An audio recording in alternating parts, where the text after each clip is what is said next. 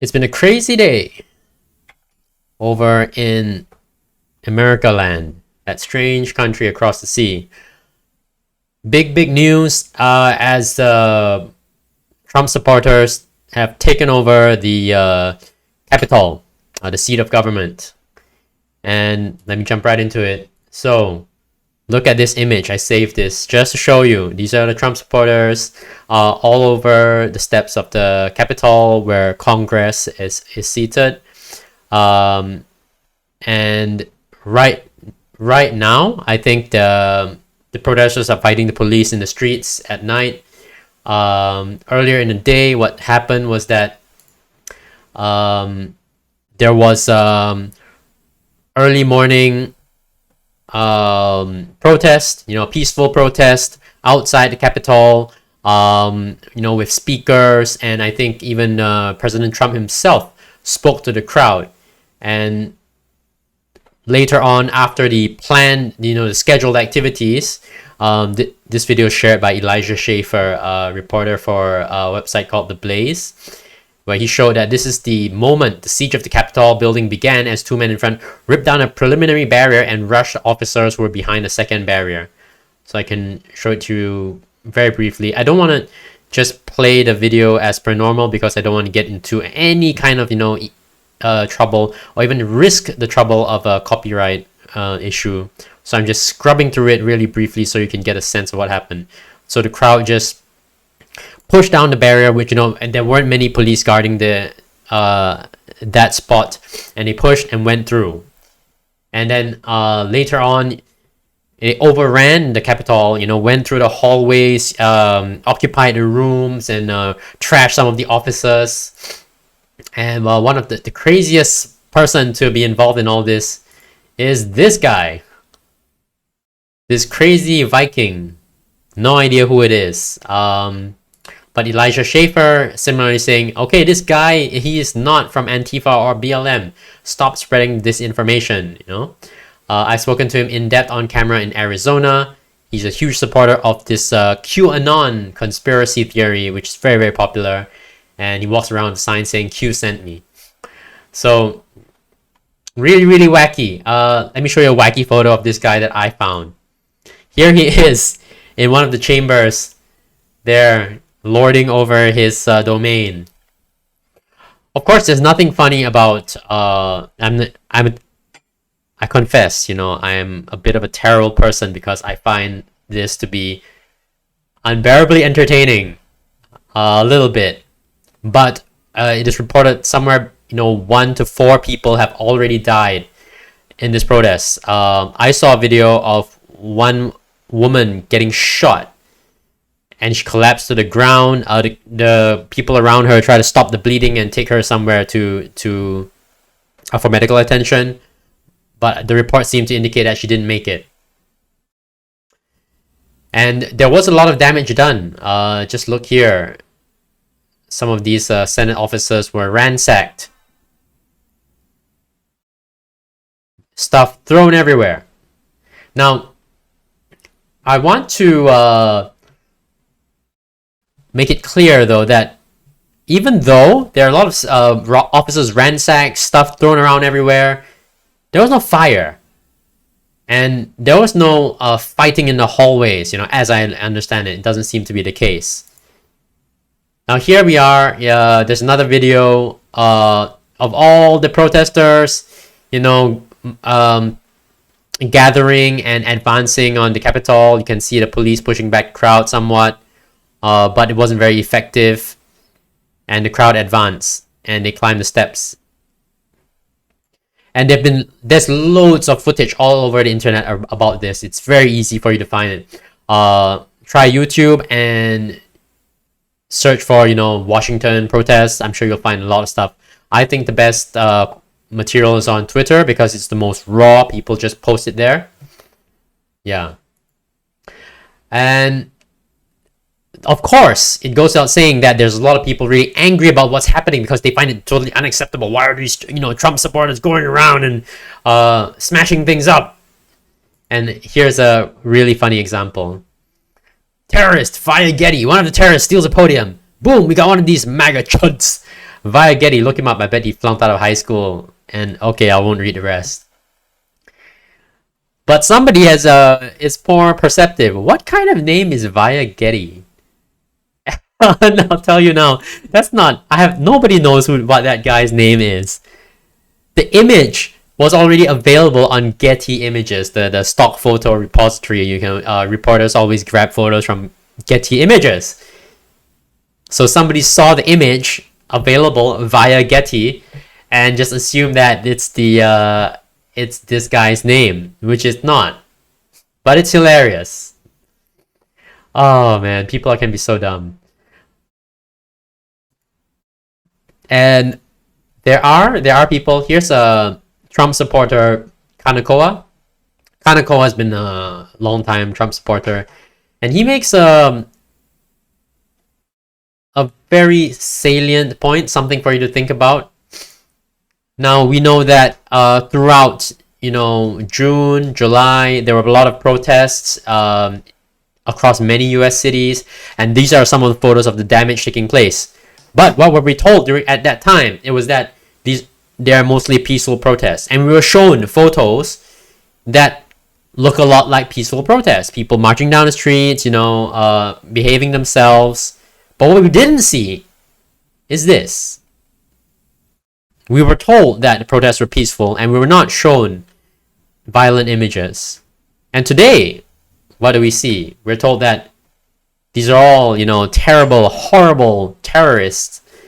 And of course, there is some bias here. You don't see the trash Senate offices with paper strewn everywhere, but not a fire in sight.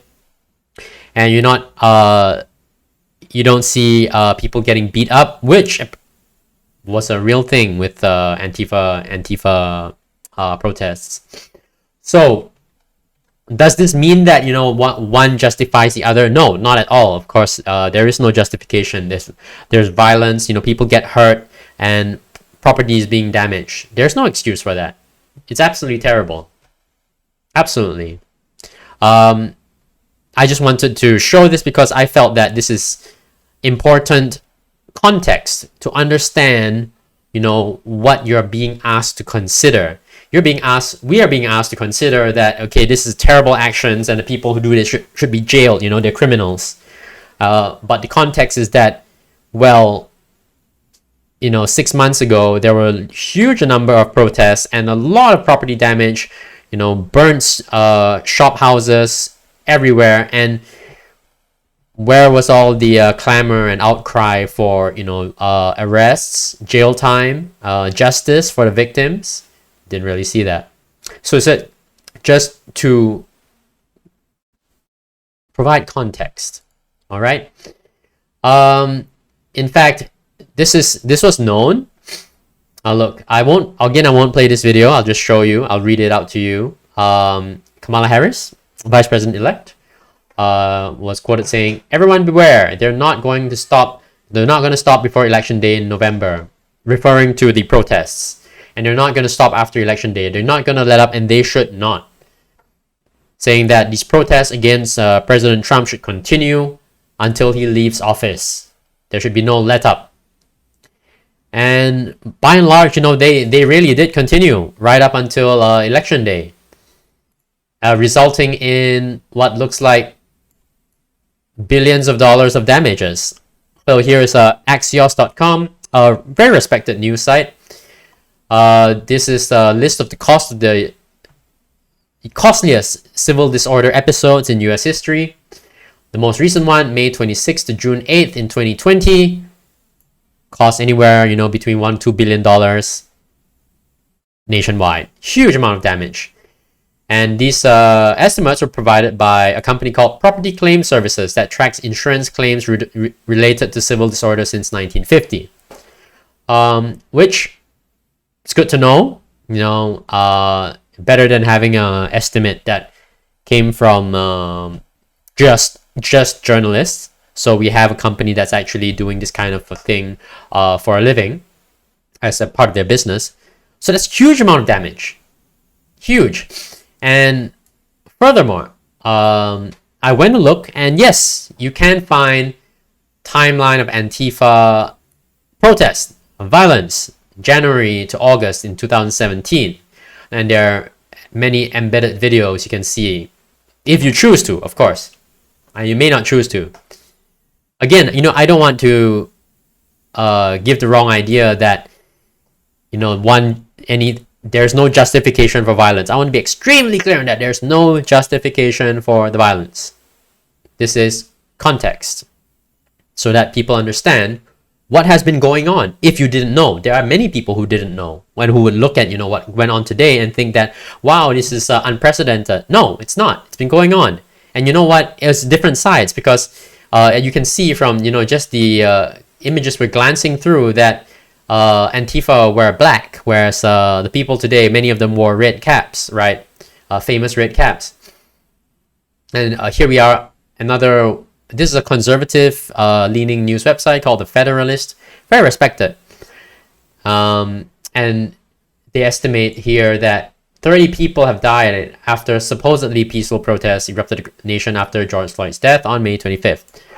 Of course, we know that like any large-scale protests, some parts are peaceful, some parts are violent. The problem is, how much violence can you tolerate, right? If it's a violence that a few police officers can take care of, and that'd be terrific. But if it's violence that results in huge amounts of property damage, totaling billions of dollars, then you have a very different problem altogether, right? Even on Newsweek, which is, okay, to be clear, Newsweek is on the other side of the spectrum. No friend of, Republicans or Donald Trump, and they have carried this editorial saying that, yeah, Antifa has been really, really bad this year. And they give a couple of stories. There are a couple of anecdotes here. I'll run through them really quickly, because I think they add a lot of color and understanding to what it's like. Okay, in January, Charles Landeros was involved in a custody dispute. So he went to his daughter's middle school and to pick up his daughter. When asked by two school resource officers to leave the building, he refused. They attempted to place him under arrest, and he pulled out a handgun and fired at them. He missed and was killed by returning gunfire. Absolutely insane. Went to his daughter's middle school to pick up the daughter, and he got involved in a gunfight. Insane. So that's not the only one. Let's see. Another one. In July, police shot and killed Willem Van Spronsen, old man, after he attacked an immigration's facility in Washington state. Police said he tried to ignite a 500-gallon propane tank, trying to do a James Bond. But he was killed, he was shot before he could do that. Tried to ignite the propane tank with a rifle and, incendiary devices, so it's like improvised bomb. Maybe a Molotov cocktail. Shortly before the attack, Van Spronsen sent a manifesto to friends. In it, he wrote, "I am Antifa." So, I think that's enough. I mean, to give a sense of that is the kind of thing that people are witnessing, that people lived through in the summer, where there was all these protests going on. There were, amidst these groups, people like Willem Van Spronsen and Charles Landeros, wackos, total nut jobs. So, do we observe that today? Well, I think the craziest guy we saw was the Viking guy, and he didn't hurt anybody. But they did cause a lot of property damage, and they shouldn't be allowed anywhere near government property, to cause that kind of damage. And with probably a lot of sensitive documents lying around, they should never have gotten that far, right? So that's absolutely unacceptable. Now, to round things off, though, I want to show you this absurd image from the storming of the Capitol. Here's one of the protesters who's a bit of a kook. I think he's got like a fox pelt on, or maybe more than one, and he's carrying a wooden staff, taken from a tree. Maybe he did it himself. And if he's a Trump supporter, and there's a good chance that he is, that is the oddest one I've ever seen. Really kooky. I don't, yeah, never seen one like that. So I just wanted to leave that with you. And then the last thing to know, and I think that is important to know, is that Facebook and Twitter have taken emergency measures, to limit the damage being caused by Donald Trump during his time. Facebook has followed Twitter in removing a video posted by President Donald Trump urging his supporters to peacefully return home and respect law enforcement following the storming of Capitol Hill. So, which is, to me, rather inexplicable, and certainly worth mentioning, because this everybody would want to know what is Donald Trump doing? He must be working really hard to stop the violence. What is he doing? And now, at least this is the start of that, to understand that okay, so President Donald Trump posted a video encouraging his supporters to leave. Let's see. Here is a transcript. I know your pain. I know you're hurt. We had an election that was stolen from us. It was a landslide election. Everyone knows it. So on and so forth. We have to have peace. We have to have law and order. But we can't play into the hands of these people. We have to have peace, so go home. Yeah. And I don't understand why Twitter and Facebook would deem it necessary to remove the video and suspend his account. So as of right now, in fact, President Donald Trump's Twitter account is suspended and his Facebook stuff is removed. Of course, just from a casual observer's point of view, this shouldn't be sufficient to, block President Trump, because after all, he is the US president. So if he wanted to get a message out for people to go home, I think he ought to be able to do that. But I don't understand why I don't know. It appears to be that the protests continue. So that seems pretty ineffective, I have to say. It's pretty straightforward that's pretty ineffective. That's not good leadership. But I hope that, this video showed you what has taken place before. That is, if you're not aware that there were some violent protests that took place before, and they're committed, by a group that's strongly opposed to the president, and then there was violence committed today that was pro-president, you might have got the idea that somehow, all the violence is because of the president. He's the one encouraging all the violence. But it appears to be that, as usual, the truth is a little more complicated. The people who came to protest came on President Trump's encouragement. But as someone who actually follows the news and follows, what he says, I can tell you clearly that I never read anything that he posted that encouraged violence whatsoever. Of course, he said, come to the Capitol, we'll have a protest, it'll be wild. He did actually say these things, but there was no hint of like, okay, go out and break something, show your anger. There's no such thing. There's none of that.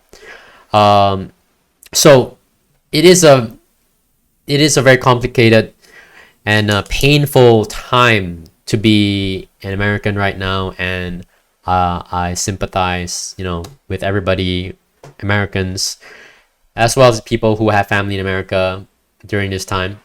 It's just a real big mess, and there's not an easy way out. And I think that, it's very easy for people halfway across the world, like we are, to look at it and indulge some Schadenfreude, in delighting in the pain and suffering of what is in some ways the most powerful country on earth. I would say, let's be better than that. Let's instead try to be supportive, in word, if not in deed, because we're far away after all. And hopefully, we, through our words, can relieve a little the pain and suffering that people are feeling in the world, and that the world will be lightly better because of that. All right. If you liked this video, if you felt that gave you a different perspective on matters, and if you felt that you would like to share this around, please do. And also click the like and subscribe to my channel. And I'll be back with more such videos in the future to educate and entertain. Thank you very much. Talk to you again soon. Bye bye.